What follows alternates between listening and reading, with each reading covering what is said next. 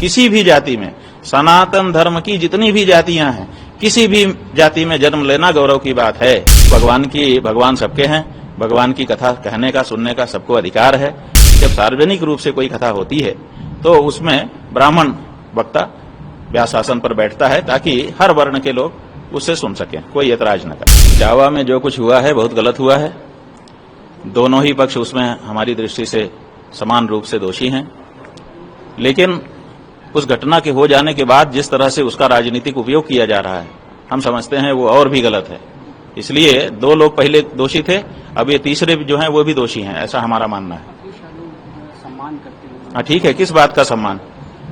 वो लोग अपनी जाति छुपा करके वहां गए, ऐसा वहां के लोग कह रहे हैं। तो जाति को छुपा करके जाना धोखा देना है। तो जब धोखा देना है तो धोखा देने वाले को सम्मान करने का कैसे बनता है? आप उनको सांत्वना दे सकते हैं कि भाई आपके साथ मारपीट हुई, ठीक नहीं है, लेकिन सम्मान अलग वस्तु होती है। तो इसलिए मारपीट नहीं करना चाहिए था। जिन लोगों ने मारपीट की बिल्कुल गलत किया उन्होंने। इसलिए जिनको मारा गया उनके प्रति किसी की भी सहानुभूति हो सकती है। अगर अखिलेश यादव को सहानुभूति है, हमें भी है, तो इसलिए हम उसको गलत नहीं कहेंगे, लेकिन उनका शाल उड़ा करके सम्मान करना ये हम समझते हैं कि उचित नहीं है। ये ज्यादा है, क्योंकि उन्होंने भी दोष किया है, गलती उनकी भी है। उनको अपनी जाति नहीं छुपाना चाहिए था। किसी भी जाति में, सनातन धर्म की जितनी भी जातियां हैं, किसी भी जाति में जन्म लेना गौरव की बात है। क्यों? क्योंकि सीधे भगवान के द्वारा 4 वर्ण जो बनाए गए हैं वो सीधे भगवान की रचना है, उन्हीं के अंगों से उनकी कल्पना की गई है। इसलिए हम जब एक ही परमात्मा के अंग हैं तो हमको इस बात का गौरव होना चाहिए। क्या व्यक्तियों को कथा करने का अनुमति नहीं है? सिर्फ हाँ? ब्राह्मण ही कथा? नहीं, ऐसा है कि कथा तो भगवान की सबके लिए है, किसी के लिए नहीं, ऐसा नहीं। भगवान भी सबके लिए है।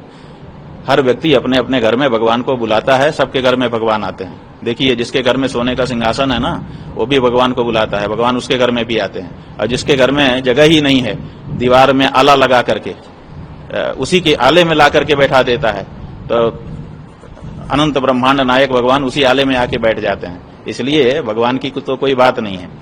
तो भगवान सबके हैं, भगवान की कथा कहने का सुनने का सबको अधिकार है, लेकिन हमारे यहाँ कुछ मर्यादाएं भी बनाई गई हैं। तो उन मर्यादाओं में यह है कि जब सार्वजनिक रूप से कोई कथा होती है तो उसमें ब्राह्मण वक्ता व्यासासन पर बैठता है ताकि हर वर्ण के लोग उससे सुन सकें, कोई ऐतराज न करे। ज्यादातर विरोध इसलिए भी है क्योंकि वो पहले बहुत कथा कहते थे। हाँ, यही बात है ना कि आप पहले बौद्ध कथा कह रहे थे, अब राम कथा कृष्ण कथा कहने के लिए आ गए, और फिर आपने अपनी एक कल्पना करके जाति कर ली और उस जाति के अनुसार आपने कागज बनवा लिए और उसी के अनुसार अपना नाम लिखने लग गए। तो ये जो है, इससे पता चलता है कि वो जो व्यक्ति हैं वो जिस जाति के हैं उस जाति में अपने को गौरव महसूस नहीं कर रहे हैं, इसीलिए वो अपने आरोपित जाति एक दूसरी जाति बना करके आए हुए हैं। तो उनको ऐसा नहीं करना चाहिए। जिस जाति में जन्म हो गया उस जाति में एक से एक महापुरुष हुए होंगे। अपनी जाति के महापुरुषों का आदर्श ध्यान में रखते हुए उनको अपनी जाति पर गौरव रखना चाहिए और उस जाति को किसी से भी कम नहीं समझना चाहिए।